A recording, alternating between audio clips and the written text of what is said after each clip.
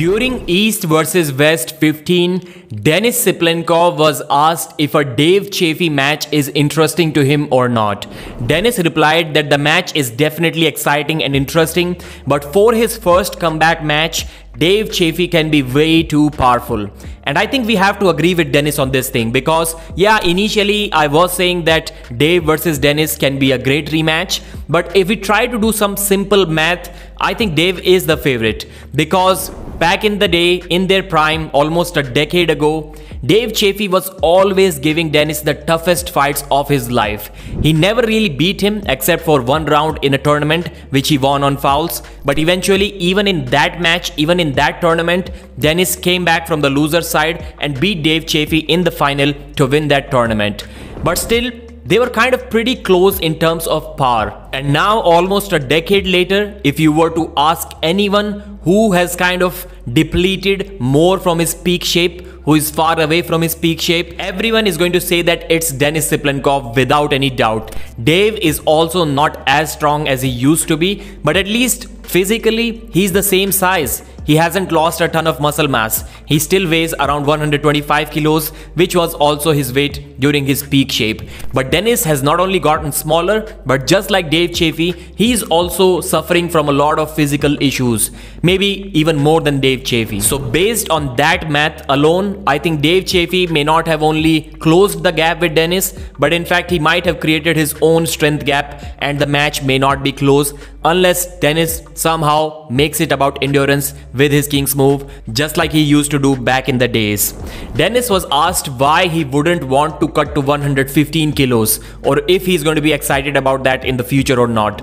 Denis said a clear no. As of now, he's weighing 120 kilos and if he starts training within a week, he's going to gain 5 kilos and bulk up to 125 kilos. From there, it doesn't make sense to Denis to cut down to 115.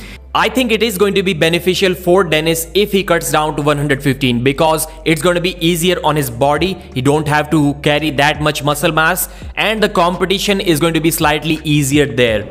So I think on this subject, he needs some motivation from fellow arm wrestlers like Paul Lynn or even DEVON LARRATT, who knows the importance or the difficulties or the ease of weight cuts, because throughout his own career, I don't think Denis ever had to even think about cutting weight for a competition. He was always a super heavyweight. He never did that. He never even considered it as a possibility. But right now, I think he should. Because if Denis is thinking about competing against a super heavyweight who's ranked below Dave Chaffee, he's going to struggle a lot. Let me explain why. So these 4 conditions need to be fulfilled now. Number 1, the arm wrestler has to be below Dave Chaffee in terms of strength and ranking.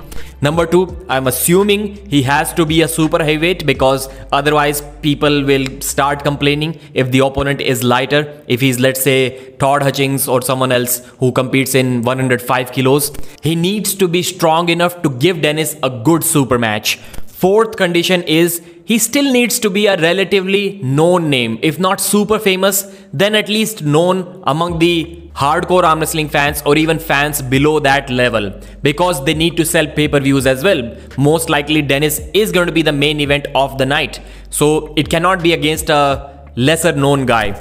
Try fulfilling these 4 conditions. I cannot think of a name. Initially, I was thinking that Sergey Kalinichenko can be good, but right now, he's improving too fast. He may already be at Dave Chaffee's level, and I'm not sure if Denis Cyplenkov can beat Kalinichenko, but that's the only guy in my mind who can fill all of these criteria. And trying to organize this match, they're going to run into some Ukraine versus Russia issues, which again doesn't want a part of. So that's why I'm saying it is going to be difficult for Denis. And he may have to compete against lighter weight guys, otherwise it is not going to be possible. And then they discussed the hammer subject. Denis flat out denied that there was any deal of carrying the hammer with him or of transferring the hammer to a stronger guy. There was nothing like that being discussed while Devon handed over the hammer to him. In fact, the letter said that Denis can do whatever he wants with it. After that, according to Denis, Devon changed the whole narrative he created a fake story around the hammer that it needs to be passed on to the strongest guy in the world. This was never the case. Devon just created this story to suit himself, to suit his own narrative, to benefit himself. If Dennis was already told that he has to carry his hammer with him, then he wouldn't even have accepted it from Devon, and the situation would have been over right then and there. His left arm is still injured, but even if it was fully healed and Dennis somehow came back to full super shape like his prime, still he would never arm wrestle Devon ever again in his life. Dennis is very clear with his words, and it seems as if any amount of money too cannot justify in his mind to compete against Devon. Thanks for watching, like the video and subscribe.